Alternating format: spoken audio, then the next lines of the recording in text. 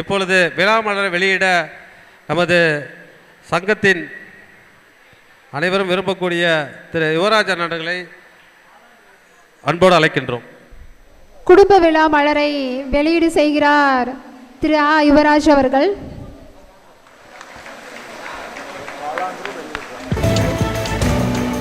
ரெண்டாயிரத்தி 25க்கான காலண்டரும் இப்பொழுது வெளியிடப்பட உள்ளது.